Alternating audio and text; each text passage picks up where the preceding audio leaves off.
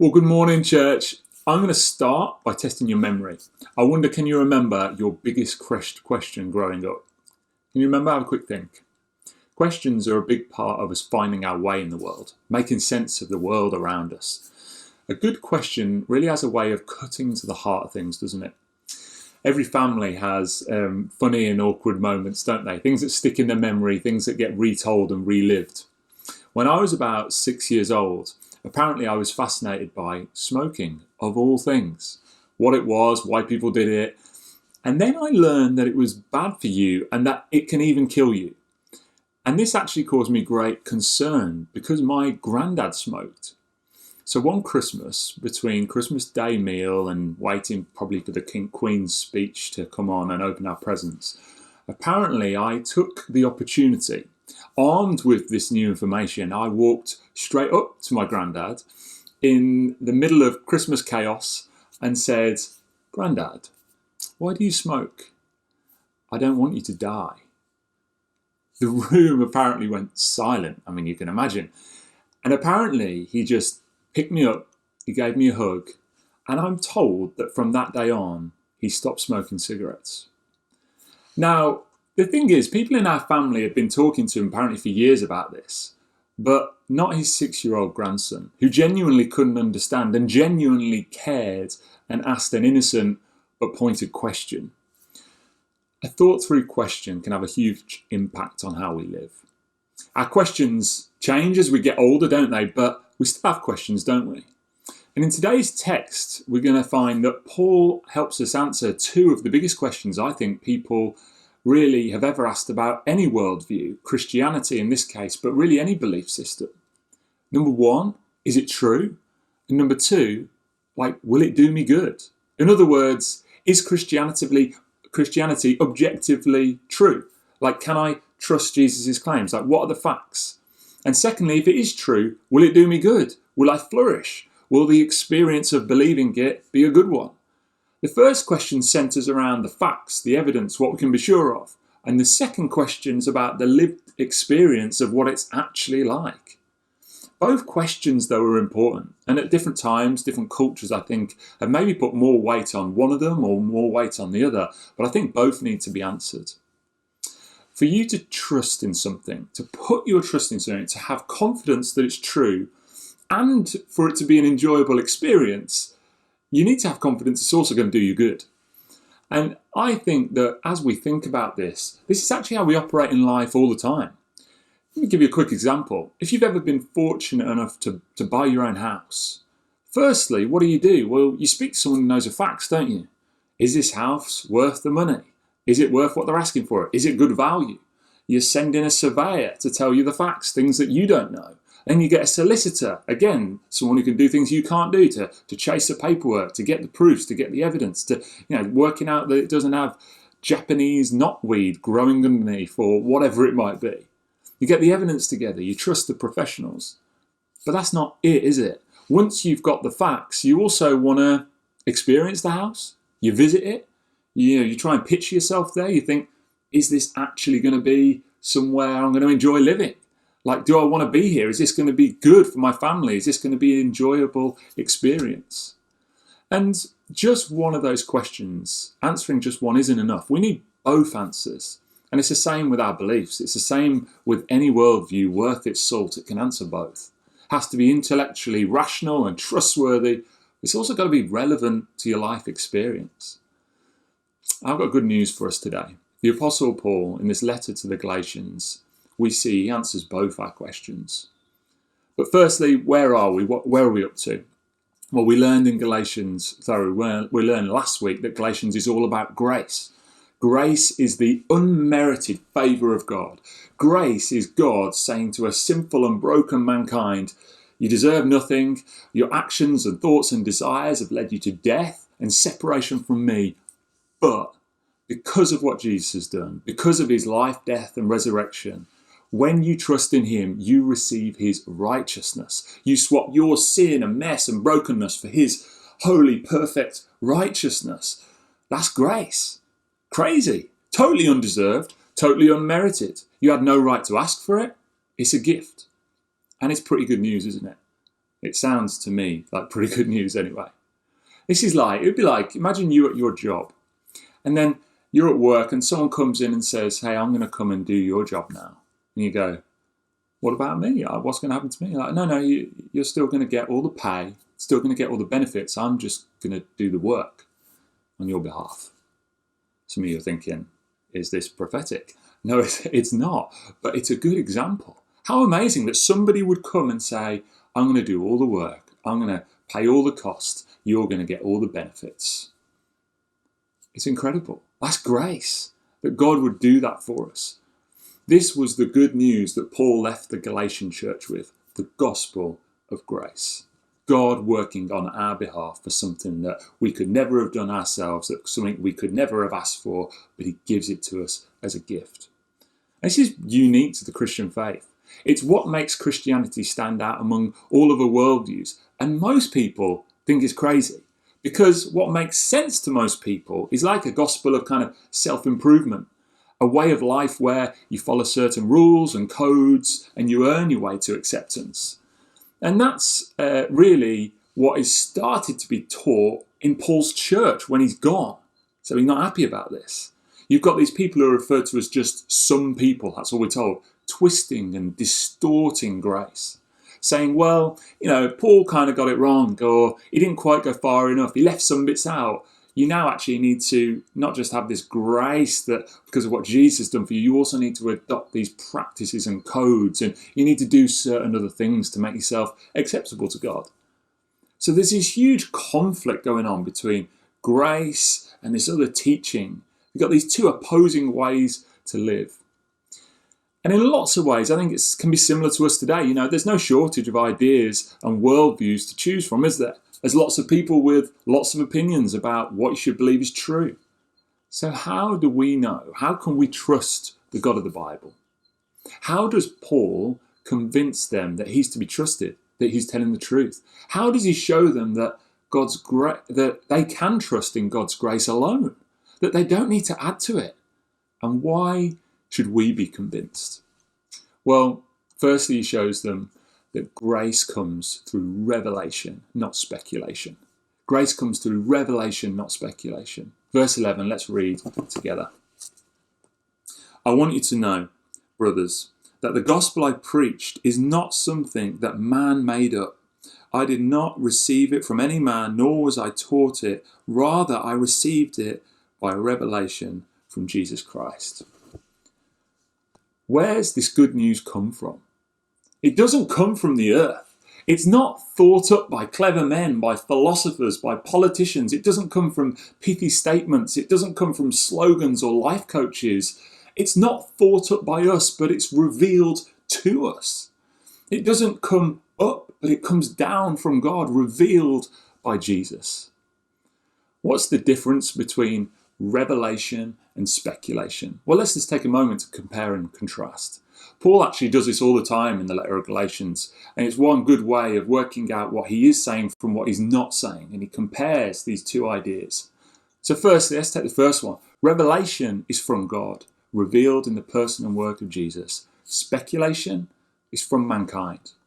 Speculation is mankind's best shot. What did you hear in philosophy class if you went to one? I think, according to my research, in my opinion. Lots of speculation. What's it lead to? Lots of warring ideas, lots of conflicting thoughts and opinions. We don't need speculation. And Paul says to the Galatians, this isn't speculation, this is revelation. We need a God who speaks to us, and he does. Secondly, revelation is based on truth. Speculation is based on tradition. Tradition is what's been thought and done before. And we'll see a little bit later that Paul actually used to be a man of real tradition. He based his hope in traditions. Some traditions are good, helpful, but ultimately, just because something's been done before and given to you doesn't mean that it's right. We have good traditions, we have bad traditions. And when it comes to where you're going to base your hope, you need more than traditional ideas. We need truth. Next, revelation is God's words to mankind. Speculation is mankind's words about God. If you want to think about this, if you want to get to know someone, what's the best way to do it? Is it to get to know them and to let them tell you who they are as you get to know them? Or is it to listen to what other people say about someone? It's to hear from them, isn't it? It's the same with God. Like, God reveals himself. Who does God reveal himself to be? I'm a God of justice. I'm a God of mercy. I'm a God of love. I want to unburden you. I'll never leave you. I'll never forsake you. Sounds pretty good, doesn't it? It's not what you hear if you just ask the average person on the street, like, what do you think about God? You hear a lot of other random stuff, don't you? The best way to get to know God isn't for everybody to chime in their opinion, but it's to let God speak down to us. And he does. Lastly, revelation is unchanging. Speculation is always changing. You know, the only unchanging thing in this life is who God has revealed himself to be. It's his love, it's his mercy, it's his grace, and they are unchanging. That's because God's perfect and God gets it right the first time. Man-made ideas, on the other hand, rarely right the first time, the second or the third time. As flawed people, we rely on improvement, on modification. Broken ideas need improving, need imperfect products, need updating. The problem is, though, when you try to improve, modify, or update something that's already perfect, is you change it not for the better, but for the worse. Just imagine this. It would be like the best chef in the world coming to you and saying, I've cooked you a meal. Here it is. Whoever that person is for you. I've cooked you a meal. Here it is. Putting it on a plate for you. Now it's me coming into the kitchen 5 minutes later, taking a quick look at the recipe and thinking, maybe this needs a couple of tweaks. Maybe it needs a few herbs here. Maybe another ingredient here or there. It wouldn't go well. You don't want me near the meal. Trust me. I didn't know what the design for the meal was. I didn't know what the plan was. I'm just butchering it. And Paul is saying to them, listen, I left you with a perfect gospel of grace, and these people are coming in afterwards and they're not adding to it. By trying to add to it, they're taking away from it. God's grace doesn't need updating. It doesn't need adding to. It doesn't need modifying. You just need to receive it. You just need to receive it. So back to our first question that we started with. How can we know that it's true? How can we trust the God of the Bible? Like, how can we trust this God of grace? Paul says, it's not a man-made idea. This isn't just one opinion among many opinions, one philosophy among many. He says grace comes to you through revelation, not speculation. So you've heard all that. Maybe you're thinking, I'm half convinced. But I guess a genuine question could be, that you could be asking right now, is how can I trust Paul's revelation? How can I trust who the Bible reveals God to be? And that is a big question. We don't have time for all of it. But actually, the second part of our verses today does give us some clues. So let's take a look. Number 2, grace leads to transformation. Next, Paul builds on his argument, showing them that what the effect of grace has actually had on his life. Let's read together. For you have heard of my previous way of life in Judaism, how intensely I persecuted the church of God and tried to destroy it. I was advancing in Judaism beyond many Jews of my own age, and I was extremely zealous for the traditions of my fathers. But when God, who set me apart from birth and called me by his grace, was pleased to reveal his Son in me, so that I might preach him among the Gentiles, I did not consult any man. Listen, Paul is the very best person to be refuting this other gospel, this gospel of self-improvement, adding to it, because it was his old life. He used to be in their tribe. They used to be his people. And if you're going to accurately critique something, you need to be pretty familiar with it, don't you? There was no one more familiar with the ways of Judaism than Paul. He was top of his class. He was a zealous follower of the traditions of Judaism. So much so that it led him to kill and imprison Christians. His motivation in life used to be to destroy the church, because he saw these Jesus followers as a threat to his religion, as a threat to Judaism. So he used to want to destroy the church. Now he's all about advancing the church. He used to hate the message of Jesus and God's grace, and now it's the most precious thing in his life. What's happened? What happened? Verse 15, that's what happened. But when God set me apart from my mother's womb and called me by his grace. God stopped him in his tracks. Paul was on his way, you can read this in another moment. Paul was on his way in Acts 9 to imprison and to kill more Christians in Jerusalem, whispering murderous threats, we're told. I mean, it's scary stuff. And he was a scary man.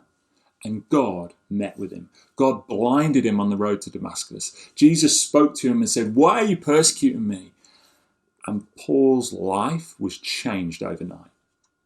But when God. Every Christian who's ever lived has had a but when God moment. The moment when God reaches into your life and turns it around. For some of us, it's dramatic and at least a sudden transformation. For others, it's a slower journey. But when God reveals his grace to us, it takes root in our life and transformation begins. What else can explain Paul's life change? So you see, in telling them his story, he's kind of showing them that how grace really is the only thing that will change a person's life. I mean, just think about it for a moment. He's saying to them, if God was really pleased with all the rule following and the good works and going through the motions and the traditions and the codes and the rituals, and well, if that really was the pathway to God, then he's saying, I ticked those boxes a long time ago. There'd have been no need for this road to Damascus moment. And he wouldn't now be writing to them to encourage them. Instead, he'd be on the way to kill and imprison them. That's the reality. Only the grace of God explains his radical change. Paul goes on to be the biggest champion of grace in the New Testament. And I can't help but think it's partly because he's so acutely aware of the effects that grace had on his own life. See, grace isn't just a theological concept, but it gets to work on us. It works in us. The grace at work in Paul's life is a powerful picture to us of what's possible. So I want to ask now, before any other time goes, let me ask, have you ever trusted in his grace? Have you ever received his life-changing grace? Because it's available to you today. What's stopping you? Maybe today's the day that you trust in his grace for the very first time. But maybe you have. And if you've already accepted his grace and come to him, I want to ask, are you still trusting in his grace to bring about change in your life? Or have you hit a wall?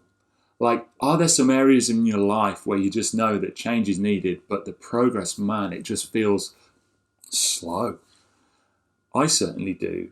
I certainly have those things in my life. And, in a lot of conversations with people I have, often what I hear seems to hinder transformation is two things: pride and guilt. There are obviously others, but today's passage, I think, helps us pinpoint both of those things. So let me finish with this. Grace overcomes pride and guilt. What's pride? Pride is thinking, well, we don't really need God's grace. We can trust in ourselves. My own efforts are pretty good. It's not being ready or willing to accept that we're really in need. What's guilt, on the other hand? Well, guilt's almost the opposite. It's thinking, I've done too much. I've fallen too far. I've messed up too many times. I'm too broken. I'm too shameful.